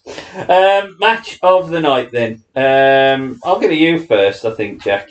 For your match. It's difficult because they're all a bit shit. But I hate the finish of this, but I'm going to go with it because of everything that happened before it was good. Is the ladder match, the three-way ladder, because the finish is absolutely atrocious. But if you take out the finish, it's the best structure. Well, because of the finish, I think I'm going to say the four corners tag match. But I think in ring for the first 80% of either match, the ladder match was a much better match. But even the ending of the four corners weren't brilliant. But at least it ended with the right winner. There weren't a winner in the other one. Sam. I would have gone with the TV title ladder match. Okay. The tag title match was next, and then nothing else. Worst match. I'm going to go the world title. I just think it's fucking awful. And if you put world title, you have to. You're holding at a higher level. Yeah, I mean, if I'm picking one of the four random quarterfinals matches, I don't. Might. Yeah, I think he might. But for me, it was definitely the Shane Douglas Johnny Webb match. Yeah, it's got to be that because of the state of the world champion, closely followed by Vinny. MVP. I'm going to go Angel for taking the bump, for God's sake. I think they've built him up quite well through it. He comes out of it looking like a strong babyface underdog. And I'm going to give a special mention to Pogo for doing 5 minutes of work and looking great. Supreme, although he turns heel. And Altar Boy Luke, because I thought he did quite well. I thought Altar Boy Luke. I mean, I've actually gone with the Mexican Most Wanted because they feel like a legitimate tag team and a proper stylised tag team. I would have gone for Pogo if they didn't do that stupid thing with Crimson. And I think there is a few decent ones. I thought GQ Money looked okay and stuff like that. And I thought Angel probably did without really doing a great deal of anything memorable. Other than falling off a scaffold through a load of tables. Shot in the neck, 40-foot down. But yeah, I think I'll go with the Mexican Most Wanted. Twice. I'm going with Pogo because at least you got a monster there. Yeah. You know. I told you, Pogo's going to become a boy on this podcast. I might just choose Pogo for my... Baptised in Blood 2. Yeah. And he did a Baptised in Blood 1. Jesus Christ. Complete the set. LVP. Oh dear. I mean, there's loads there. You could put Pogo in it. Yeah, it could. In theory. I'm going to go Sandman because he's pretty forgettable. He's sort of so forgotten by the end of the second and third match. You forget he's on it, and he's one of the best characters. Surely. Sandman was in my list. I think personally, Johnny Webb is just so bad. Oh yeah, he's got to be just not because I thought they booked him bad, just because he was bad. Which is not the way I normally pick LVP, but I'm going to go with Johnny Webb. I was actually, straight away, I thought Sandman, because one, you was the champ going into this, and you've immediately forgotten and losing the first round. Yeah. So it's got to be Sandman. I think Sandman is a reasonable choice. Well, there you have it, folks. That is Baptised in Blood 3. And if you do want to check out any other King of the Death matches from our archives, you can do so now on Twitter at our website, bettercallcreative.org. Our Facebook page, which is facebook.com/BCCpod, or our Twitter, which is at BCCpod. Give us a follow there. We round out the episode, as we always do, with a fantasy card. And as Jack has a penchant for hardcore wrestling, XPW specifically, would you say? That's your favourite hardcore? I like them all. You like them all? I just like that sort of bollocks. Yeah, Fascination with it. We decided to celebrate Jack's love of hardcore wrestling and Jack in general, as we have a 6-match card made up of XPW and hardcore alumni and things that may be related to Jack. I think I'm gonna let Jack get the last word on the podcast. So I'm going to open with you first, Sam. Right, the first match is Terry Funk, who was in XPW, versus Hercules, who's not only Jack's boy but also died on his birthday in 2004. Yeah, sad day. So it's a double whammy. Well, Jack was I don't born. celebrate that day. Nah. Who's going to win? I'll put over Hercules. Yes, I love that. Herc versus Funk. I'm going to have a look, see that ever happened. That sounds amazing. Probably did. I'm going to go with Pogo the Clown versus Jack was born in 1992, which was the year of the monkey. So I'll come with Space Monkey. Space Monkey versus Pogo the Clown. Space Monkey? Space Monkey was like in Chikara. Okay. So he looked a bit like a Planet of the Apes kind of 70s monkey. Okay. I'm going to put over. I'm going to give. I've mainly done that so Pogo has someone to absolutely kill. King Crimson come out. Yeah. Well, now I'm thinking he is one of your boys. I'm really good about it. You wait till my Pogo wins. Well, I've gone Altar Boy Luke. Yes. Versus Jack Evans. Yeah. I mean, he is Jack. Well, yeah, absolutely. That's his name. That'd be a good spot match. Yeah, and I'll put over Jack Evans. Jumping Jack. My next match is Sabu. Yes. Versus Shaquille O'Neal, who was born on the 6th of March. Shaq. Everyone. And he's been in a few matches. Love it. I love it. And Sabu's going to win because he takes a good table bump, just as Cody Rhodes. Yeah. Well, without a doubt, the best XPW tag team ever is the Mexican Most Wanted. So they're going up against Frank Skinner and Adrian Charles, who obviously are West Bromwich Albion fans. And I think I'm going to put over Skinner. Skinner! Not Frank Skinner, just Skinner No, come just out Skinner, and he he's keeps inserting himself. The Skinners, that would be a brilliant team, wouldn't it? Oh. Frank Skinner, Principal Skinner, and Skinner. What a strange match. Oh dear. They get weird, don't you? Ludar Shatin, who is in XPW at the moment, she's a woman. Okay. A woman! Masked woman! Versus Katana Chance. Yes. Told her name. I'm going to put Ludark over. Yeah. She's the fake chance. Yeah. Like Lance Bonner. Next match is Sandman versus Supreme. Ooh, Yes. what a match. My boy. Yes. I'll put Jack's boy over. I'll put Supreme over. My match is the Messiah. Who was obviously Me. Yeah. Minus of That me? That related to me? No. I am the Messiah. Versus, you're a very naughty boy. Versus Nemesis from Resident Evil. Oh, yeah. Because you obviously very much enjoy Resident I do Evil. very much enjoy Resident Evil. And I think that would be an XPW kind of match. I'm going to put over Nemesis. Yeah, he ain't going to lose. It's cost me a lot of money to get him into the show. Free. Right. It cost me a lot to get Nemesis on the card. Brian Cage, former XPW World Champion. I think we all know who the main event's going to be for Jack and me. So he isn't in it now because, you know, he's in AEW. Yeah. Versus Dave Mastiff. ROH. Yes. Who, you know, we've seen at the Albion. Yeah, it's sat by us. Sat by us, Big Dave. I'll put Big Dave over. Why not? So, two right. My next match is New Jack. Versus Slack. Yes. It's his I'm first going to put on appearance. this He won't be his fucking act. cup. Well, my next match then, I'm going to do because I think Jack might have had the same main event as me, so I'm going to change my main event to No, mine's a four-way. Oh, okay. In which case, then I'll keep it as my main event. So my next match is Supreme versus his second favourite wrestler of all time, obviously Zandig. And I mean, that must have happened. Big Supreme John. must have fought More than Zandig. likely. I'm going to put over Big John Zandig. The world would have ended at that point. There's completed wrestling here, once you've seen that. Mexico's Most Wanted versus the Dudley Boys. Yes, yep. The Dudley Boys. Dudley the Love. Bobber and Devon, not Snot. Bobber and Devon go home. Not Dudley. No, Dudley. My next match is a tag match.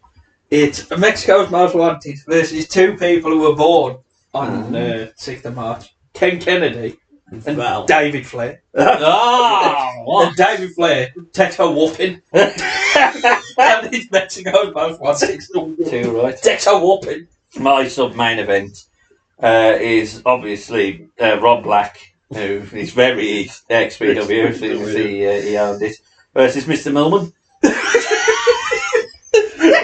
For anyone listening, more expecting that. for anyone listening, not understanding who Mr. Millman is, Mr. Millman. Rob Black. Which one went to jail? Which one was the porn peddler? Mr. Millman was our primary school headmaster and Secret porn peddler. Mr. Millman. you He was bloody Mrs. Riley. You should have had bullets. Yeah, go on, bullets. Proper eel. that. Obviously, because it's his first appearance in a fancy card, but may not be the last. I'm going to put over Millman. In the mega toad splash. Kid Millman. what a boy. Go on, Millman. He's 1-0. Undefeated. The Messiah versus Mr. Kennedy. I feel like man's more. No, I've definitely got the Messiah. Messiah, Kennedy, and Messiah can go over. Yeah. Okay, my main event is Pogo versus Jack versus me. Have you got creative control? Yeah. Well, it's my card. So you put it over? Well, if he sees card, he's got me, Jack. If he had got creative control, it'd be Pogo. Yeah, of course.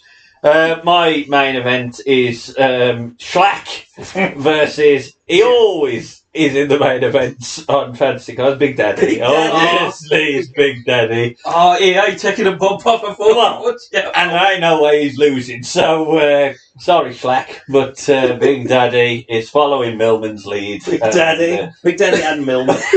What a team. They'll be on the building. Get on this. And Big Daddy wins. Extreme Bribery Wrestling. Schlack versus Supreme versus John Zandig. Yes. Versus the Sheik. I'm reading his book at the moment. Yes, yeah. So, What a boy. there you go. Yeah. What about Big Daddy, but he's not quite hardcore. And the winner, I might just have Shane Douglas come out and win. No, it's got to be Pogo. Well, Pogo, yeah, Douglas is more funny. Yeah. He just comes out and wins. Who does he turn on, then turn on, then turn He on? turns on them all. Turns on you. Yeah, then he's beating me up. But there you have it, Dear. folks. Thanks, Shane. That is XPW Baptised in Blood 3 done. And that is Jack's birthday podcast done for the year. You'll have to wait a whole year For Baptised in Blood 2. The Electric Boogaloo. Baptised in Blood 1. 3 years in the making, folks. Oh, fucking hell. I get the impression, sorry Sam, but we probably will have to dip our toes in blood in the future and pop back to XPW to see whether it sorts itself out. Spoiler alert, it doesn't. There wasn't a Baptised in Blood 4 I noticed. No, yes, there definitely wasn't. Shane got rid of that. But we have started the month of March, but we certainly haven't finished. Happening one day before Jack's birthday in 2017 was Fastlane. Well, Fastlane 2017. For spoiler alert. And we are going to be reviewing that next. And we will be rounding out the month of March by celebrating. Not selling. That's Rob Black. We will be celebrating all things musical. It is a musical episode of Better Call Creative as we review the rock and roll of wrestling's past with all the musical gimmicks of wrestling's bygone era. We will be checking out Man Mountain Rock and Van Hammer. And plenty of gimmicks and weirdness. And I think I am going to do, instead of a rebooking, each of us have to do a review of an album to do with music. To do with wrestling. With music. Probably an original album as well, rather than a theme tune album. I'm thinking Paul Driver originals, WrestleMania, the album by Simon. Yeah, that sort of stuff. So we'll get that sorted before the end of the month, and then we will be on our road to WrestleMania as we check out WrestleMania 11, where celebrities went mad.